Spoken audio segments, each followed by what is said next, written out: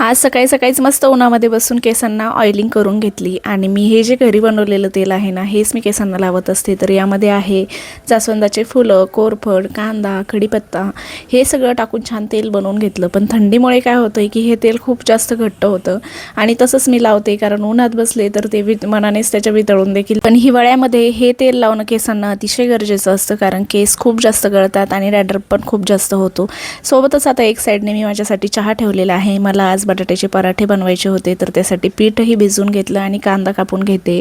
तर हो, मी ब्रेकफास्ट अगोदरच चहा घेते, कारण मी चहा लवर आहे आणि ब्रेकफास्ट मला नसेल तरी चालेल, पण मला 1 कप चहा सकाळी सकाळी पाहिजे आणि हे मी माझ्या बऱ्याच व्हिडिओमधून तुम्हाला सांगितलं देखील आहे. तर चला, आता सकाळचं तर नाश्ता पाणी वगैरे झालं आणि आता शरीव बेबीचा टायमिंग झालेला आहे, तो मध्ये स्कूलमधून आणण्याचा.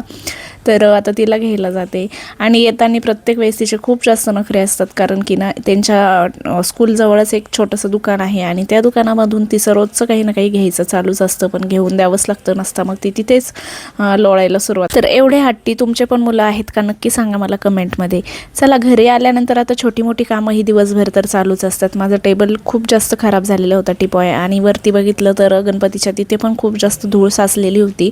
म्हटलं चला आज याला पण पुसून घ्यावं आणि स्वच्छ एकदा केलं नाही तर आपल्यालाच खूप छान वाटतं. आणि धूळ दिसत जरी नसेल ना, पण या रुमालाला मी नंतर बघितलं ना तर एवढी जास्त धूळ चिकटलेली होती, म्हणून मी त्याला ड्राय न करता जास्त ओला कपडा करून घेतला आणि त्यानंतर पुसून घेतलं, म्हणजे मग ही धूळ नाकामध्ये वगैरे पण जात नाही. चला, आता या स्वच्छतेसोबतच माझा व्हिडिओ इथे सेंड करते. नवीन असाल तर नक्की सबस्क्राईब करा.